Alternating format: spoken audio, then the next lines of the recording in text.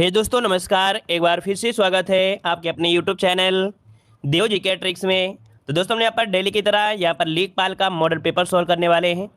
जो कि यहाँ पर देखिए काफ़ी लोग कमेंट करते हैं कि सर टाइमिंग क्या है, टाइमिंग क्या है। भाई तो टाइमिंग आपकी फिक्स है कि 3 बजे आपका मॉडल पेपर आपको मिल रहा है। चलिए बताइए, क्वेश्चन दिया है कि जब एक अधिकारी दूसरे अधिकारी को व्यक्तिगत नाम से पत्र लिखता है उसे क्या कहते हैं। चलिए यहाँ पर ऑप्शन देना है आपको, सही जवाब क्या हो जाएगा। चलिए तो देखो यह जब एक अधिकारी दूसरे अधिकारी को व्यक्तिगत नाम से पत्र लिखता है उसे क्या कहते हैं। ऑप्शन क्या हो जाएगा। तो चलिए ऑप्शन आपका हो जाएगा अर्धशासकीय, जिसका ऑप्शन आ रहा है भाई बिल्कुल राइट हो जाएगा। अर्धशासकीय पत्र कहते हैं, ठीक है। ऑप्शन बी आपका राइट हो जाएगा। चलिए आगे, छुट्टी के लिए प्रार्थना पत्र को लिखा गया पत्र क्या कहलाएगा। चलिए छुट्टी के लिए प्रार्थना पत्र को लिखा गया पत्र अर्थात प्रार्थना का पत्र जो आपका होता है छुट्टी के लिए, तो उसे क्या कहेंगे। तो भैया प्रार्थना पत्र तो होता है ना छुट्टी के लिए, जो प्रधानाचार्य के लिए माफ करिए लिखा है कि छुट्टी के लिए प्रधानाचार्य को लिखा गया जो पत्र है वो क्या होता है, प्रार्थना पत्र होता है। तो ऑप्शन क्या हो जाएगा, बी नंबर आपका राइट हो जाएगा। अगला क्वेश्चन दिया गया है, निम्नलिखित में से कौन सा विकल्प संयुक्त स्वर का उदाहरण नहीं है। संयुक्त स्वर का उदाहरण नहीं है। देखो हमने बताया था संयुक्त स्वर की भी संख्या कितनी होती है, 4 होती है। जिस प्रकार से संयुक्त व्यंजन होते हैं 4, उसी प्रकार से संयुक्त स्वर की भी संख्या कितनी होती है, 4 होती है। जिनमें से आपका ए आई ओ औ ये 4 होते हैं। अब इनमें से बताइए कौन सा हो जाएगा।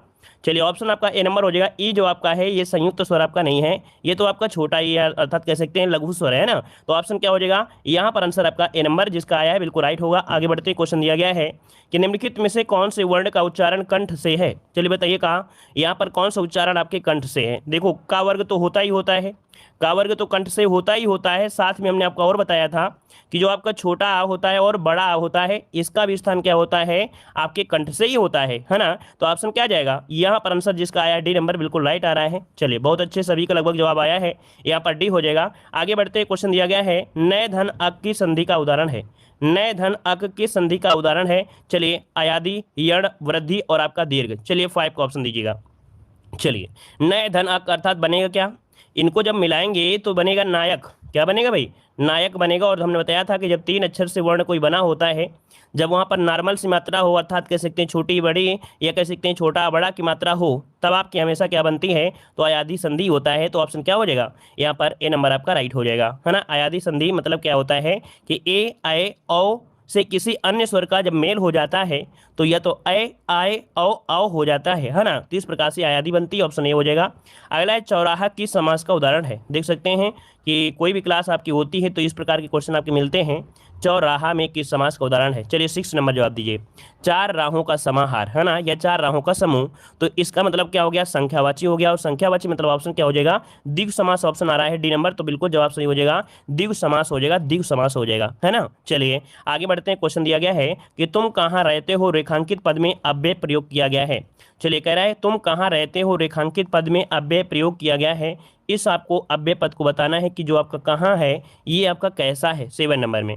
तो भैया आपसे पता है कि यहाँ पर कहाँ के साथ साथ आपका प्रश्नवाचक लगा दिया गया है ना। तो यहाँ पर आंसर क्या हो जाएगा, ऑप्शन देखिए डी नंबर, जो कि लगभग सभी का जवाब यहाँ पर आ रहा है। ऑप्शन बिल्कुल सही है, ऑप्शन डी आपका राइट हो जाएगा। मतलब प्रश्न पूछने का भाव भी है और साथ में प्रश्नवाचक चिन्ह भी लगा हुआ है। तो खास जाहिर हो रहा है कि प्रश्नवाचक आपका आंसर राइट हो जाएगा। अगला क्वेश्चन दिया गया है कि गुलाबी आंखें जो मैंने देखी, है ना, गुलाबी आंखें जो मैंने देखी। तो यहाँ पर कह रहा रेखांकित पद विशेषण के किस भेद का उदाहरण है। तो बताइए गुलाबी, गुलाबी ये जो आपका है कैसा होगा, परिमाणवाचक होगा। तो क्या नाप तौल सकते हैं क्या, जातिवाचक, गुणवाचक के उपरोक्त में से कोई नहीं। तो भाई जाति भी नहीं होता है कोई, गुलाबी कोई जाति होती है, होता है क्या कोई जाति, भाई जात तो होता नहीं है, गुण होता है। जो आप कह सकते हैं कि कोई कलर की बात कर रहा है। अर्थात ये ऑप्शन जिसका आ रहा है सी नंबर बिल्कुल सही जवाब बनेगा। ये गुणवाचक विशेषण है ना, ऑप्शन बनेगा आपका सी नंबर। चलिए आगे बढ़ते हैं। क्वेश्चन दिया गया है निम्नलिखित में से रजनी किसका पर्यायवाची शब्द आपका नहीं है। रजनी किसका पर्यायवाची शब्द आपका नहीं है। रजनी मतलब क्या होता है, रात्रि होती है, रात्रि को हम यामिनी कहते हैं, यामा भी कहते हैं और रात भी कहते हैं।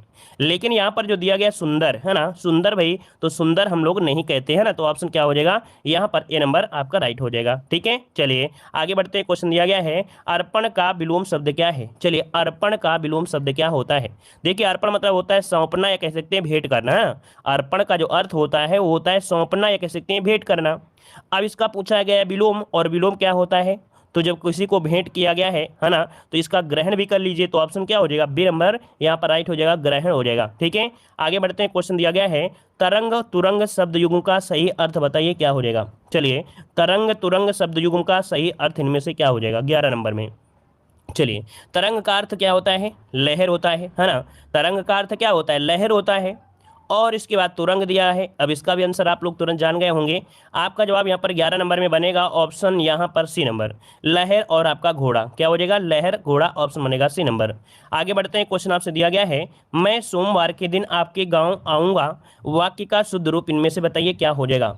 मैं सोमवार के दिन आपके गाँव आऊँगा, वाक्य का शुद्ध रूप इनमें से बताइए, क्या हो जाएगा 12 नंबर में। तो देखिए भाई, 12 की अगर हम बात करते हैं, अगर हम 12 की बात करते हैं तो कह रहा है कि मैं सोमवार को आपके गांव आऊँगा, ऐसे होना चाहिए। मैं सोमवार के दिन दिया गया है, और के दिन जो दिया है, दिन लगाना जरूरी नहीं, क्योंकि ऑलरेडी यहाँ पर सोमवार आपका दिया है, तो दिन लगाना है क्या, नहीं लगाएंगे। तो हो जाएगा मैं सोमवार को आपके गांव आऊँगा, जो कि ऑप्शन यहाँ पर डी नंबर जिसने भी दिया है उसका राइट आंसर हो जाएगा डी नंबर। ठीक है, अगला बताइए निम्नलिखित में से अशुद्ध शब्द का उदाहरण कौन सा है। अशुद्ध शब्द कह रहे अंतर्धान, है ना, सही दिया गया है। मूर्ति भी सही है, अतीत भी सही है। यहाँ पर ऊर्जा क्या, देखिए थोड़ा सा ऊर्जा क्या सही दिया है क्या, ऊर्जा तो नहीं सही लग रहा है ना, क्योंकि ऊर्जा में जो मात्रा होती है वो में वो बड़ा वो क्यों होती है, मतलब कि यहाँ पर जो आंसर गलत है वो आपका सी नंबर गलत दिया गया है। ठीक है, चलिए अगला बताइएगा चांदी का जूता मारना मुहावरे का सही अर्थ क्या हो जाएगा। चलिए, चांदी का जूता मारना मुहावरे का अर्थ क्या हो जाएगा। तो भाई चांदी का जूता है, तो यहाँ पर क्या हो सकता है, राम को अपना बिल पास करने के लिए अधिकारी को चांदी का जूता मारना पड़ा। मारना मतलब ये हुआ कि थोड़ा रिश्वत, मतलब घूस देना है, मतलब रिश्वत देना, ऑप्शन सी नंबर आपका हो जाएगा, है ना। ऐसे किसी की जूता मार दो अधिकारी की, तो तुम्हारा काम तो का है, तुम्हारा काम बिगाड़े दिए, है ना। तो यहाँ पर आंसर क्या हो जाएगा, सी नंबर हो जाएगा। ठीक है, आगे बढ़ते हैं। क्वेश्चन दिया गया है कि एक तो करेला दूसरा नीम चढ़ा, बहुत बार आपको पढ़ाया है ना, कि करेला तो कड़वा होता भी है, ऊपर से अगर नीम भी, है ना, तो यहाँ पर और ज़्यादा कड़वा हो जाएगा। मतलब क्या हो सकता है कि अपराध करके रौब जमाना तो होगा नहीं है, यहाँ पर किसी से कोई लेना नहीं होना, रिश्वत लेने से, देखिए ऑप्शन सी वाला, एकाधिक दोष होना, मतलब एक से अधिक, एकाधिक मतलब एक से अधिक दोष होना, पहले तो दोष था ही और उसके बाद और दोष हो गया, तो एकाधिक दोष ऑप्शन आपका सी नंबर आपका राइट हो जाएगा, है ना। अगला क्वेश्चन बताइएगा, कह रहे बिहारी किस राजा के दरबारी कवि थे। देखिए हमने बताया था कि कुछ ऐसी आपकी रचनाएं होती हैं जो कि आपकी जीके में भी पूछी जाती हैं, वो आपकी हर जगह होती है, तो ये कॉमन है आपका कि बिहारी किस राजा के दरबारी कवि थे। चलिए, तो ये भाई आपके साहित्य से नहीं है, लेकिन आपको याद रखना है, कुछ आपके ऐसे भी पॉइंट होते हैं जो कहीं भी पूछ सकते हैं, है ना। तो देखिए आपका जवाब हो जाएगा बिहारी किस राजा के, तो जयसिंह के दरबार में रहते थे, है ना। इनकी प्रमुख रचना बिहारी सतसई है, तो ऑप्शन क्या होगा, सी नंबर हो जाएगा। अगला क्वेश्चन दिया है निम्नलिखित में से कौन कौनते नहीं है, मतलब किसे कौनते नहीं कहा गया है। चलिए 17 नंबर में, तो देखिए यहाँ पर युधिष्ठिर है, भीम है, कर्ण है, और आपके यहाँ पर दिए गए हैं नकुल दिए गए हैं। 17 का ऑप्शन दीजिएगा, 17 का ऑप्शन क्या हो जाएगा। कौनते का अर्थ होता है, कौनते का अर्थ होता है कुंती का पुत्र, क्या होता है, कुंती का पुत्र होता है। अब यहाँ पर देखो जो कह सकते हैं कि आपके कौन आंसर हो सकता है, कुंती का पुत्र महाभारत के अनुसार नकुल और सहदेव माद्री के पुत्र थे। याद रखिए यहाँ पर जो ऑप्शन बी वाला है, ऑप्शन जो बी वाला है वो आपका बी हो जाएगा, इसका नकुल। देखिए नकुल और जो सहदेव थे, है ना, नकुल और जो सहदेव थे, देखिए नोट कर लीजिएगा कि अगर पहली बार पढ़ रहे हैं, नकुल और सहदेव, सहदेव इसको हम साथ बगल में लिख दे रहे हैं, नकुल और आपके इनमें से कौन, सहदेव, सहदेव। तो ये जो आपके पुत्र थे, ये किसके पुत्र थे, ये थे माद्री के पुत्र। किसके भाई, माद्री के पुत्र थे, माद्री के पुत्र, माद्री के पुत्र। ठीक है, माद्री के पुत्र थे। इस कारण से आपका जवाब क्या हो जाएगा, यहाँ पर आपका बी नंबर राइट हो जाएगा। वहीं पर देख सकते हैं कि कर्ण, युधिष्ठिर, भीम, अर्जुन, ये कुंती के संतान थे। किसके, कुंती के जो संतान थे वो कर्ण थे, युधिष्ठिर थे, भीम थे और आपके अर्जुन थे। लेकिन यहाँ पर जो सहदेव का नाम आपने सुना है, नकुल जो आपके साथ में थे, ये इनके नहीं थे, याद रखिए, नोट कर लीजिएगा। ठीक है ना, क्लियर है। जी हाँ, ये दूसरी रानी के पुत्र थे, माद्री, है ना। चलिए आगे बढ़ते हैं। क्वेश्चन आपसे अगला पूछा गया है, यहाँ पर आपसे दिया गया है driving man catch a straw, इसका जो अर्थ होता है क्या होता है। चलिए 18 नंबर में, तो आज का आपका जो आंसर हो जाएगा 18 नंबर में, ऑप्शन क्या हो जाएगा, यहाँ पर डूबने वाले को तिनके का सहारा, है ना, तो डूबते को तिनके सहारा, या ऑप्शन ए हो सकता है या सी हो सकता है, बताइए भाई, ऑप्शन ए हो सकता है या सी हो सकता है, जवाब कौन सा हो जाएगा। चलिए जवाब यहाँ पर कुछ लोग ए दे रहे हैं, लेकिन आपका जवाब हो जाएगा, देखो आपने परिवार अगर पढ़ा है मुहावरा, तो भाई क्या है, डूबने वाले को, लेकिन डूबने वाले नहीं बोलते हैं, सीधा सीधा यहाँ पर देखिए डूबते को तिनके का सहारा, इसका ऑप्शन जो बनेगा ये सी नंबर आपका इसका राइट हो जाएगा। ठीक है, डूबते को तिनके का सहारा। अगला क्वेश्चन बताइए कि कौन सा शब्द अधिकरण तत्पुरुष समास का नहीं है, अधिकरण तत्पुरुष समास का नहीं है। चलिए 19 नंबर में, तो यहाँ पर देखिए अधिकरण क्या होता है, में मैं पर होता है, अधिकरण में मैं पर होता है। अब यहाँ पर पुरुषोत्तम दिया है, देशाटन है, धर्म कुल श्रेष्ठ है। यहाँ पर दिया है धर्म भ्रष्ट, धर्म से भ्रष्ट, मतलब ये क्या हो रहा है, धर्म से अलग हो रहा है, अलग हो रहा है। इसका मतलब ये कह सकते हैं कि यहाँ पर जो आपका है डी नंबर हो जाएगा धर्म भ्रष्ट, इसमें अधिकरण नहीं है, इसमें तो आपका अपादान हो जाएगा। क्या हो जाएगा भाई, अपादान हो जाएगा। ठीक है, अगला बताइएगा कि शुद्ध वाक्य आपको छांटना है 20 नंबर में। कह रहा है तुम इसका दाम देने जाओ, तुम इसका दाम देने जाओ, उसका संतान, भाई उसकी संतान है ना, ये होना चाहिए। मुझे आपका काम बहुत पसंद है, बेफजूल की बात मत करो, तो बेफजूल बात मत करो। देखिए यहाँ पर जो ऑप्शन सी वाला है, मुझे आपका बहुत काम पसंद, मुझे आपका काम बहुत पसंद, देखिए ये शुद्ध दिया है। ऑप्शन 20 में जो ऑप्शन सी है वो आपका सही जवाब हो जाएगा, है ना। क्लियर है, आगे बढ़ते हैं। क्वेश्चन आपसे दिया गया है, कह रहा है पंजाब में हिंदी का प्रचार किसने किया था, पंजाब में हिंदी का प्रचार जो किया वो किसने किया था, यहाँ पर जवाब देना है। तो भैया ये है आपकी श्रद्धाराम फुल्लौरी, हमने कई बार आपको पढ़ाया है। अगला है कि सफलता न मिलने पर दुखी होना को क्या कहते हैं, जब सफलता न मिले तो आप दुखी होंगे, तो बताइए क्या होता है 22 नंबर में। और जो मेहनत करता है वास्तविकता वो कभी सफल मतलब असफल नहीं होता है, हमेशा उसको सही राह मिल जाती है, जरूरी नहीं कि जॉब ही उसे मिले। जनता इतनी होती है, फार्म 5,000 आते हैं, लेकिन सभी तो सफल नहीं होते हैं। लेकिन कुछ लोग ऐसे भी बन जाते हैं जो जरूरी नहीं सफल से ज़्यादा बहुत ही ज़्यादा सफल हो जाते हैं। तो चलिए अब सही, सफलता न मिलने पर दुखी होना को क्या कहते हैं 22 नंबर में, क्षोभ बोलते हैं। क्या बोलते हैं, क्षोभ होता है, क्षोभ, इसका ऑप्शन बनेगा ए नंबर हो जाएगा। अगला क्वेश्चन आपसे दिया गया है, धूसर का पर्यायवाची शब्द आपका होगा, धूसर का पर्यायवाची इनमें से राइट क्या हो जाएगा, धूसर का पर्यायवाची पूछा गया है।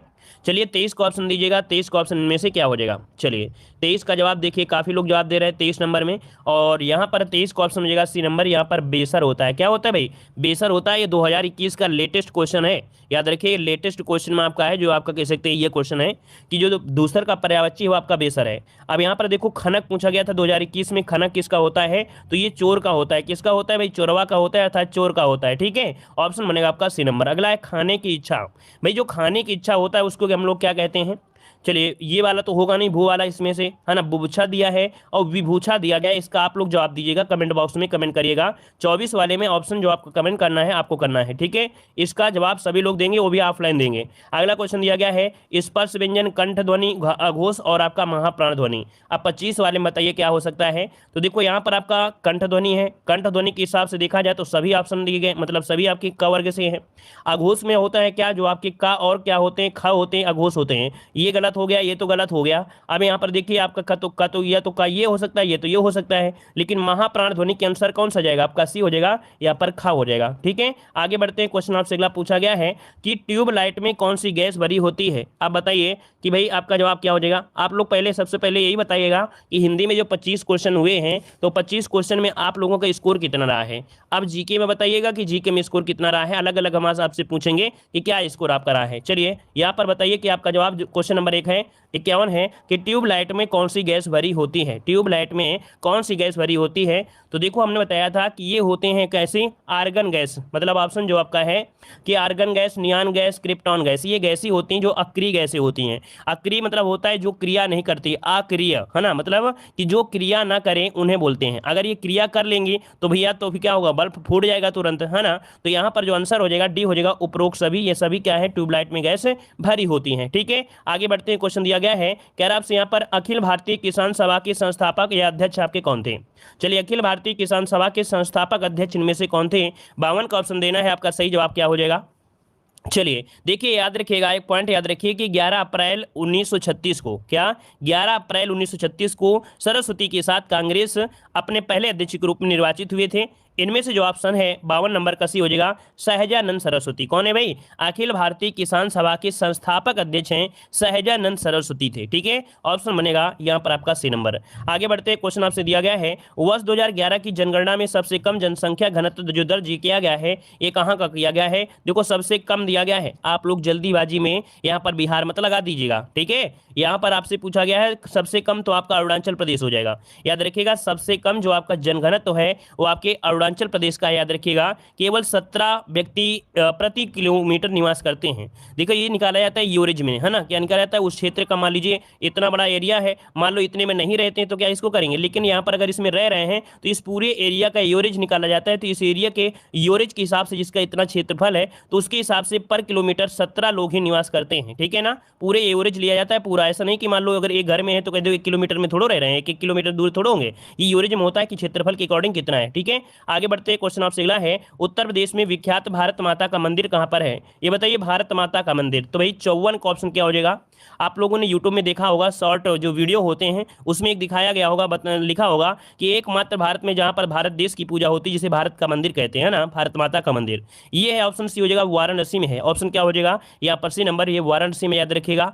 और अंग्रेजों ने फूट डालो राज करो की मंशा को लेकर वाराणसी में एक बैठक भी हुई थी। मतलब अंग्रेजों ने कहा था फूट डालो और राज करो, तो वाराणसी में एक बैठक हुई थी जिसमें शिव प्रसाद गुप्ता ने एक ऐसे मंदिर का परामर्श दिया जिसमें अखंड भारत का नक्शा बना, और इसका उद्घाटन किया था गांधी जी ने। कब, तो 1936 में। मतलब इस का जो उद्घाटन हुआ था वो 1936 में हुआ था, ठीक है ना। तो ये पॉइंट आपका रहा, अर्थात ये कहानी रही है इस मंदिर के बनाने के लिए, ठीक है। आगे बढ़ते हैं, क्वेश्चन दिया गया है, मध्य प्रदेश में प्रीतमपुर को किसके लिए जाना जाता है। भाई प्रीतमपुर एक क्या है भाई, ये एक ऑटोमोबाइल का है ना, ये जो आपका है ऑटोमोबाइल के लिए जाना जाता है। ऑप्शन हो जाएगा ए नंबर हो जाएगा कि आपका मध्य प्रदेश में प्रीतमपुर को ऑटोमोबाइल के लिए जाना जाता है, ठीक है, याद रहेगा। चलिए आगे बढ़ते हैं, क्वेश्चन आपसे अगला पूछा गया है, निम्नलिखित में से कौन सा सुमेलित नहीं है। यहाँ पर बांध दिया गया है, यहाँ पर नदी दिया गया है, अब आप बताइए सुमेलित है कौन, कौन सा नहीं है। चलिए जल्दी जल्दी बताइए।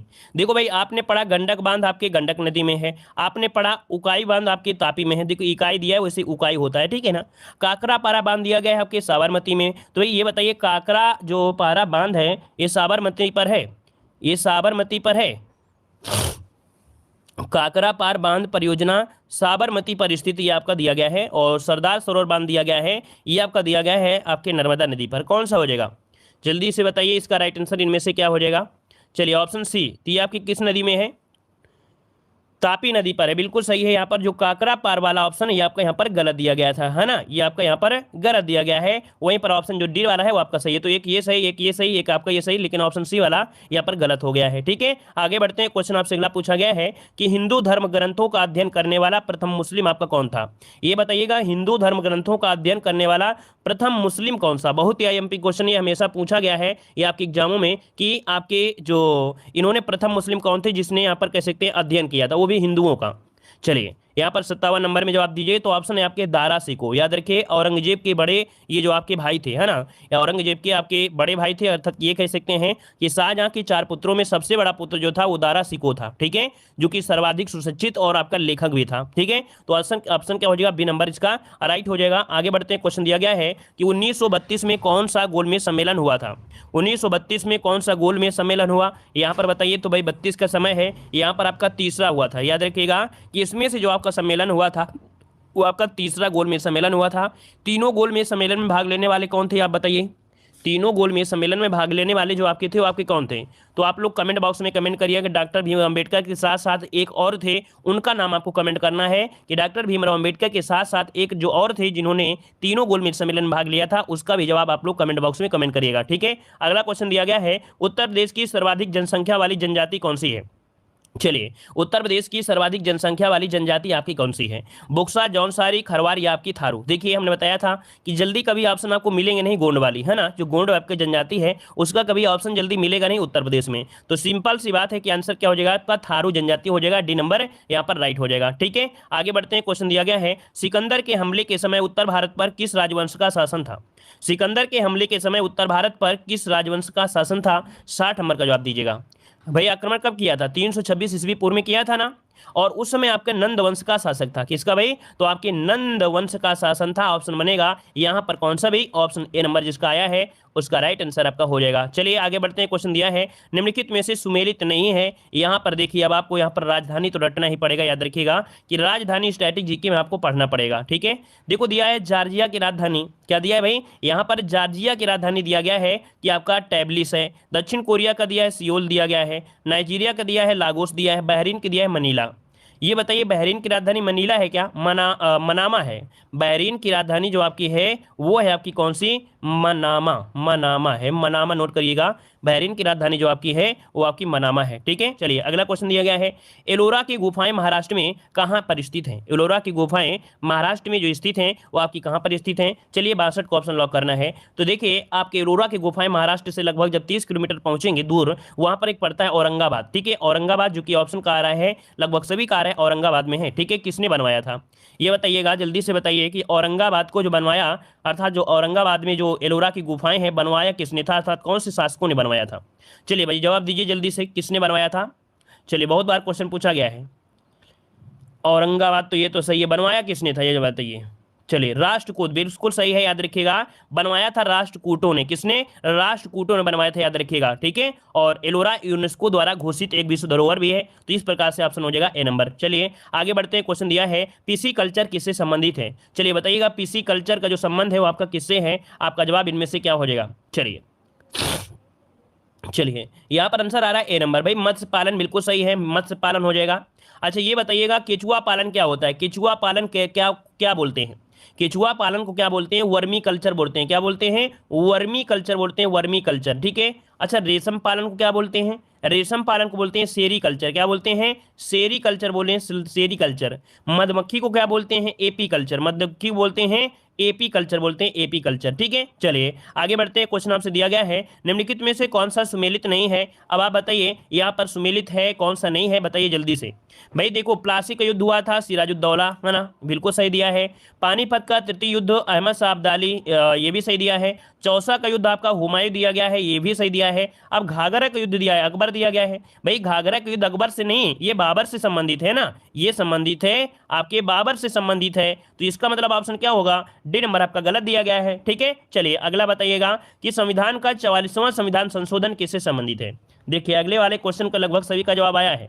देखिए भाई संविधान का 44वां संविधान संशोधन जो संबंधित है, ये संबंधित है आपके ऑप्शन बी संपत्ति अधिकार से संबंधित है, ठीक है। संपत्ति के अधिकार से संबंधित है। अच्छा ये बता डालिए सभी लोग, ये बताइए कि जो संपत्ति का अधिकार था, जब मौलिक अधिकार था, ये कौन कौन से आर्टिकल में इसको रखा गया था? चलिए ये जवाब दीजिए कि कौन कौन से आर्टिकल में इसको रखा गया था। चलिए जो लोग पहली बार जुड़ रहे हैं भाई चैनल को सब्सक्राइब कर लीजिएगा, ठीक है। और वीडियो भी पसंद आ रहा है तो वीडियो को लाइक भी करिए, ठीक है। जल्दी से वीडियो को लाइक भी कर दीजिएगा। कमेंट बॉक्स तो करते रहिए, अपना कमेंट भी करते रहिए, जैसे टाइम मिले वैसे लाइक शेयर भी कर दिया करें। चलिए देखिए यहाँ पर 31 दे रहे हैं, और भी जवाब दीजिए कि इसको किसकी इसमें रखा गया था। मतलब 44वां संविधान संशोधन के पहले जो संपत्ति का अधिकार था ये एक मौलिक अधिकार था, लेकिन ये कौन कौन से आर्टिकल में इसको बताया गया है, किस किस आर्टिकल में था? 2 आर्टिकल में थे। एक आर्टिकल था कौन सा? आर्टिकल नंबर आपका 31 था, और एक आर्टिकल नंबर आपका जो 19 का फर्स्ट है उसमें आपका था। तो याद रखिए 2 जगह था, अर्थात स्वतंत्रता का अधिकार में भी था, और आर्टिकल नंबर आपके 31 2 जगह इसका उल्लेख किया गया था, ठीक है। स्वतंत्रता के अधिकार में और आपके आर्टिकल नंबर 31 में इसका था। लेकिन अब क्या है, अब इसको हटा दिया गया है। 21 में नहीं था भाई, 19 में है, ठीक है, 19 में था, 21 में नहीं। तो यहाँ पर इस प्रकार से याद रखिए ऑप्शन आपका बी हो जाएगा, ठीक है। आगे बढ़ते हैं, क्वेश्चन आपसे अगला पूछा गया है भारत का सर्वाधिक गन्ना उत्पादन करने वाला राज्य इनमें से कौन हो जाएगा? भारत का सर्वाधिक गन्ना उत्पादन, और गन्ना उत्पादन कौन करता है भाई? जल्दी से जवाब दीजिएगा। यहाँ तो उत्तर प्रदेश ऑप्शन हो जाएगा, सी नंबर उत्तर प्रदेश हो जाएगा, ठीक है। अच्छा एक पॉइंट और बताइएगा कि प्रतिशत के हिसाब से सबसे ज्यादा जो गन्ना होता है वो आपके कहाँ पर होता है? तो याद रखिए तमिलनाडु में। क्या प्रतिशत के हिसाब से जो आपका होता है गन्ना, वो आपके तमिलनाडु में बहुत ज्यादा होता है प्रतिशत के हिसाब में। वहां पर क्षेत्रफल कम है लेकिन गन्ना पैदावार ज्यादा होती है, याद रखिएगा। अगला बताइएगा कि हिंद स्वराज पुस्तक महात्मा गांधी द्वारा किस भाषा में लिखा गया? यहाँ पर हिंद स्वराज जो पुस्तक है ना, ये महात्मा गांधी के द्वारा लिखी गई थी, और लगभग 30,000 शब्दों की एक लघु पुस्तक है। तो याद रखिए इसका ऑप्शन हो जाएगा क्या? ये बी नंबर आपका गुजराती भाषा में लिखा गया है। लगभग 30,000 शब्दों की ये एक पुस्तक आपकी है, ठीक है, क्लियर है। और यहाँ पर देखा जाए तो हिंद स्वराज का हिंदी, संस्कृत और कई भाषाओं में भी इसका अनुवाद किया गया है, ठीक है। आगे बढ़ते हैं, क्वेश्चन आपसे अगला पूछा गया है निम्नलिखित में से कौन सा उत्तर प्रदेश का एक लोक नृत्य है? ऑप्शन होगा आपका डी, उपरोक्त सभी हो जाएगा, ठीक है। चलिए आगे बढ़ते हैं, क्वेश्चन दिया है दिल्ली के कुछ सुल्तान ने जजिया कर हटाया था। तो बताइएगा जजिया कर जो हटाया था वो किसने हटाया था? यहाँ पर 69 का ऑप्शन क्या हो जाएगा? तो आपका जवाब हो जाएगा बी, अकबर ने हटाया था, ठीक है। अकबर ने हटाया था जजिया कर आपके कब? 1564 में समाप्त कर दिया था। लेकिन बाद में क्या हुआ? 16 कैसे लिखेंगे भैया? 1679, ठीक है। 1679 में क्या हुआ कि जजिया कर को पुनः लगा दिया, किसने? औरंगजेब ने पुनः लगा दिया था जजिया कर को, 1679 में लगा दिया था, ठीक है। क्लियर है। आगे बढ़ते हैं, क्वेश्चन दिया गया है हिमांशु शर्मा किस खेल से संबंधित है?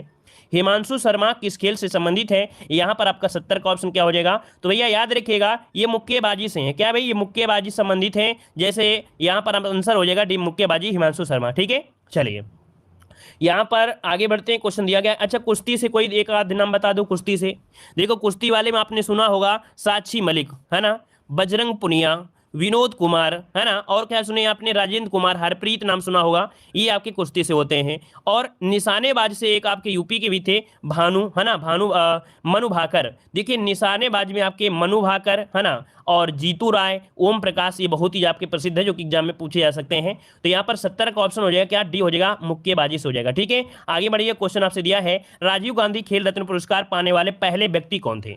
राजीव गांधी खेल रत्न पुरस्कार पाने वाले पहले व्यक्ति पूछा गया है। आपका आंसर क्या हो जाएगा? तो ऑप्शन हो जाएगा बी नंबर, विश्वनाथ आनंद थे। याद रखिए, विश्वनाथ आनंद। और याद रखिएगा इसकी शुरुआत हुई थी 1991-92 में हुई थी। इसकी शुरुआत 91-92 में आपकी की गई थी, ठीक है, याद रहेगा। ये शतरंज ग्रैंड मास्टर रहे हैं ना, ये शतरंज ग्रैंड मास्टर रहे विश्वनाथ आनंद को सब लोग जानते होंगे। इनको दिया गया था दो, और ठीक है ना। चलिए, और 2020 में राजीव गांधी खेल रत्न पुरस्कार जो दिया गया वो दिया गया है रोहित शर्मा को, विनेश फोगाट को, मनिका बत्रा को और आपके थंगावेलु को दिया गया था, ठीक है। चलिए यहां पर अगला क्वेश्चन दीजिए, यूनिसेफ का मुख्यालय कहां पर है? यूनिसेफ का मुख्यालय जो है वो आपका कौन सा है?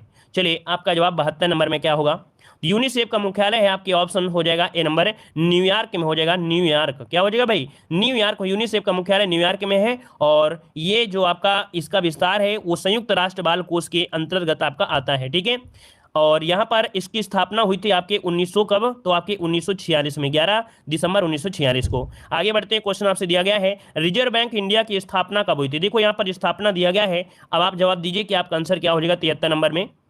चलिए स्थापना जो हुई थी वो आपकी कब हुई थी? जल्दी से बताइए भाई। 35, तो ऑप्शन हो जाएगा यहाँ पर आपका सी नंबर 1935 में की गई स्थापना। कब? 1 अप्रैल, ठीक है, 1 अप्रैल 1935 की स्थापना की गई थी, ठीक है। आगे बढ़ते हैं, अच्छा कहाँ पर की गई थी ये बताइए। अच्छा देखते हैं कितने लोगों को पता होगा कि रिजर्व बैंक इंडिया की स्थापना 1 अप्रैल 1935 में कहाँ पर की गई थी। ये बताने वाला है कोई स्टूडेंट कि कहाँ पर की गई थी, ये कोई बताएगा? चलिए कुछ लोग यहाँ पर जवाब दे रहे हैं मुंबई में हुई थी, बहुत अच्छे। कोलकाता में कुछ लोग जवाब दे रहे हैं। भैया आप मुंबई, महाराष्ट्र सब कुछ देने लगे। देखिए स्थापना हुई थी कब, कहाँ पर? कोलकाता में हुई थी। इसकी स्थापना कोलकाता में हुई थी कब? तो 1 अप्रैल 1935 को इसकी स्थापना कोलकाता में हुई थी। अर्थात ये कह सकते हैं कि इसका जो केंद्रीय कार्यालय था वो कोलकाता में था। कहाँ पर था? कोलकाता में था।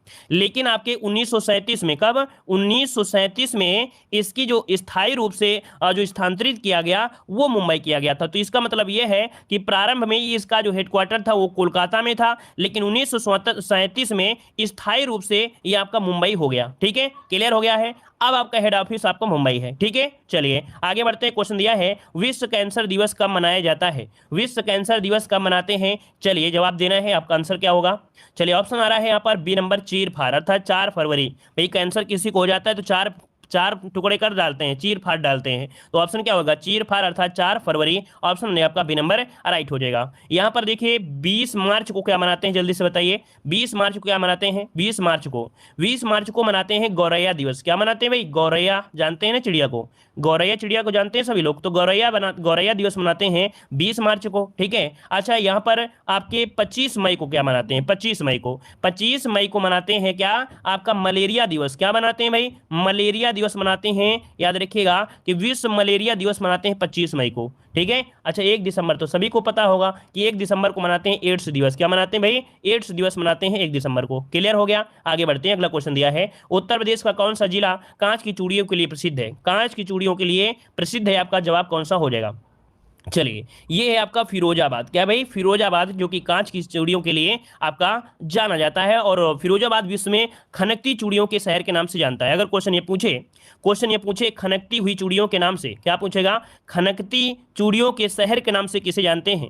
खनकती खनकती चूड़ियों के शहर के नाम से जाना जाता है, वो भी फिरोजाबाद को जाना जाता है, याद रखिएगा। और भी सजावटी सामान के लिए भी जाना जाता है। ठीक है, आगे बढ़ते हैं। क्वेश्चन दिया, अगर पहली बार पढ़े तो इसको नोट कर लीजिएगा। खनकती चूड़ियों के शहर के नाम से जाना जाता है आपके किसे, आपके फिरोजाबाद को। अगला क्वेश्चन है, पीली क्रांति का संबंध किससे है?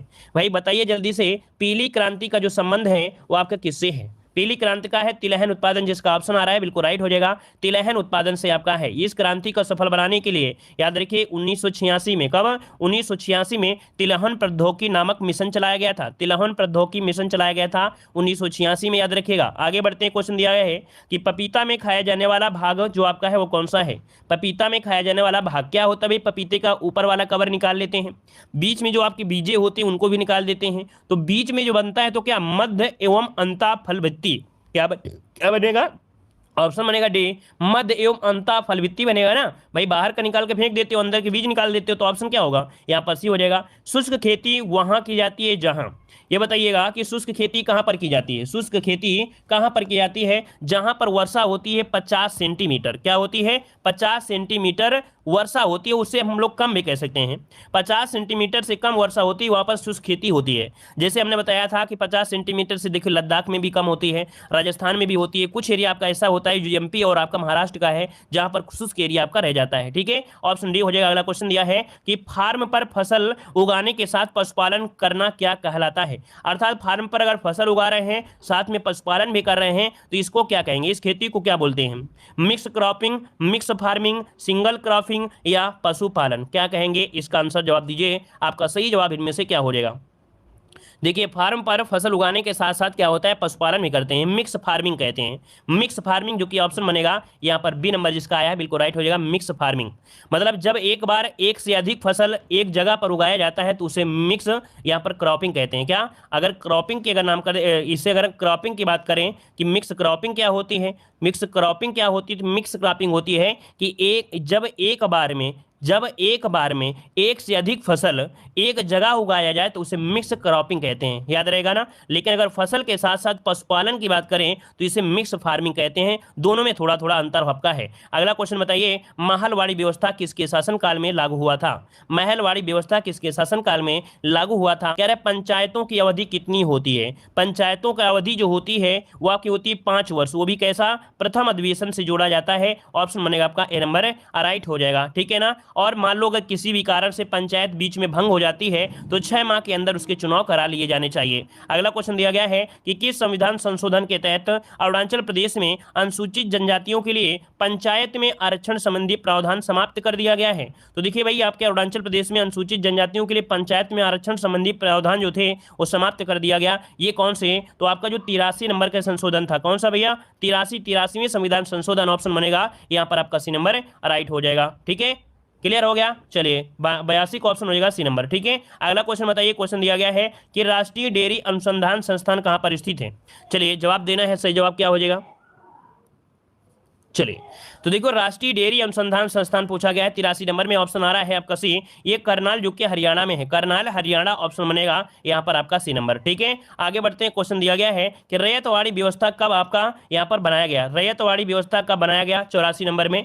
तो देखिए भाई 84 की अगर हम बात करते हैं, 84 की अगर हम बात करें तो आपका आंसर क्या हो जाएगा? चलिए 84 की अगर हम बात करते हैं तो भैया आपके 1792 में क्या हो जाएगा आपका? तो याद रखिए 1792 में एक कैप्टन थे अलेक्जेंडर रीड, क्या? अलेक्जेंडर रीड के द्वारा यहां पर कह सकते हैं कि बनाया गया था। इसको ऑप्शन आपका बी नंबर राइट हो जाएगा। रैयतवाड़ी व्यवस्था को लागू किसने किया था ये बताइए?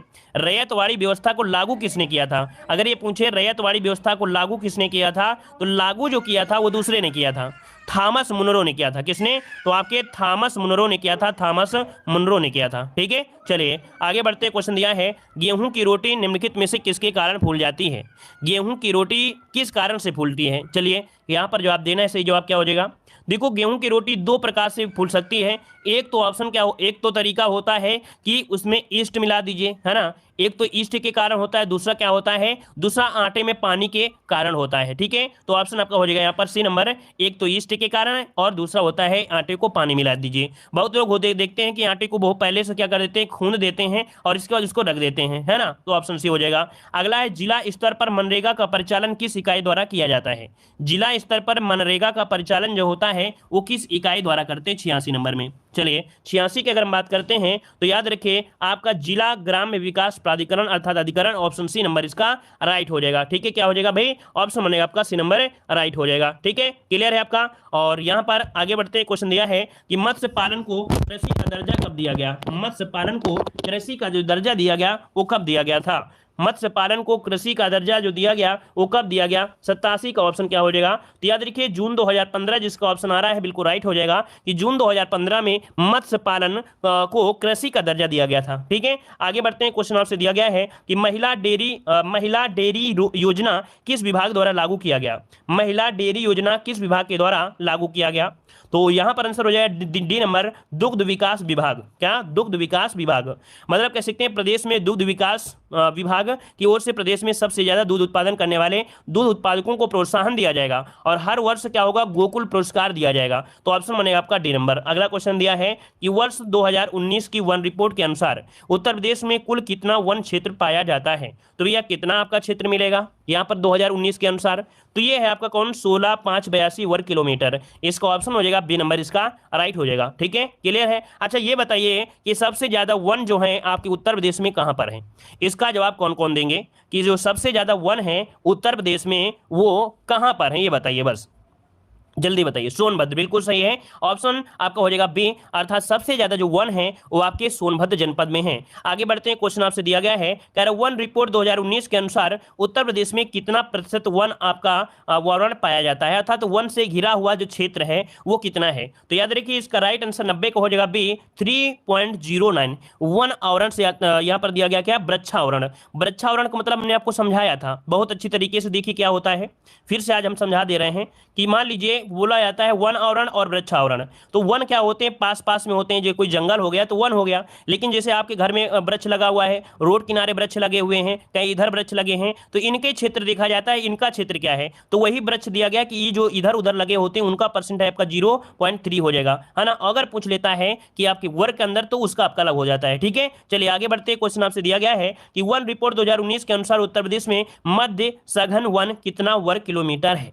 यहां पर आंसर आपका जवाब हो जाएगा बी, 40-80। क्या हो जाएगा, यहां पर आंसर हो जाएगा 40-80 वर्ग किलोमीटर आपका है, याद रखिएगा। ठीक है, कुल देखा जाए क्षेत्रफल के हिसाब से 1.69% ये आपका मध्य सघन वन आपका होता है। अगला क्वेश्चन आपसे यहां पर दिया गया है, कह रहे किस कारागार में पंडित राम प्रसाद बिस्मिल को फांसी दी गई थी। पंडित राम प्रसाद बिस्मिल को जो फांसी दी गई वो आपकी कहां पर दी गई थी, गोरखपुर में दी गई थी, है ना। ऑप्शन हो जाएगा सी नंबर। ये आपके आरओ एग्जाम में क्वेश्चन पूछा गया था, सोचिए इसे आप लोग कठिन मतलब सरल में समझिएगा। ये आरओ एग्जाम में पूछा गया था और कब दी गई थी, तो 19 दिसंबर 1927 को। ठीक है, याद रहेगा 19 दिसंबर 1927 को इनको फांसी दी गई थी, याद रखिएगा। ठीक है, और यहां पर आगे बढ़ते हैं। क्वेश्चन आपसे अगला पूछा गया है, वन रिपोर्ट 2019 के अनुसार उत्तर प्रदेश के किस जिले में सर्वाधिक वन क्षेत्रफल पाया जाता है। तो चलिए 93 का ऑप्शन क्या हो जाएगा। तो भैया अभी अभी हमने इस क्वेश्चन को पढ़ाया था, आपका सोनभद्र हो जाएगा। क्या, सोनभद्र हो जाएगा। अगला क्वेश्चन आपसे यहाँ पर दिया गया है, यहाँ पर दिया गया है कि उत्तर प्रदेश में वर्षा मुख्यतः किस मानसून से होती है। यहाँ पर 94 का आंसर दीजिएगा। 94 का ऑप्शन इनमें से क्या हो जाएगा। चलिए उत्तर प्रदेश में जो वर्षा होती है वो आपकी मुख्यतः किस मानसून से होती है, इसका आंसर लॉक करिएगा। चलिए बी नंबर होगा बंगाल की खाड़ी से, यहां पर आंसर हो जाएगा बी नंबर, बंगाल की खाड़ी से यहां पर आंसर बनेगा बी नंबर। देखो हमने आपको बताया कि सबसे ज्यादा वर्षा होती है गोरखपुर में और सबसे कम होती है मथुरा जिला में। जो आपके उत्तर पश्चिम तो होगा ही नहीं, दक्षिण पश्चिम आप लगाते तो एक बार मानना जा सकता था, लेकिन दक्षिण पश्चिम वाला मानसून क्या करता है, वो तराई वाले एरिया से निकल जाता है। लेकिन पश्चिमी जो आपका उत्तर प्रदेश है, कौन सा, दक्षिण पश्चिम वाला जो उत्तर प्रदेश है, वहां पर बारिश कम हो पाती है। कौन से, ये जो आपका आता है दक्षिण पश्चिम मानसून से। ठीक है, आगे बढ़ते हैं। क्वेश्चन दिया गया है, उत्तर प्रदेश के प्रथम लोकायुक्त निम्नलिखित में से कौन थे। यूपी जीके में हमने बताया था, बहुत बार क्वेश्चन पूछा गया है। अब यहाँ पर बताइए 95 का ऑप्शन क्या हो जाएगा। तो आपके विशंभर दयाल जिसका ऑप्शन आ रहा है बिल्कुल हो जाएगा ए नंबर। अगला क्वेश्चन दिया है कि जनगणना 2011 के अनुसार सर्वाधिक महिला साक्षरता वाला जिला कौन सा है।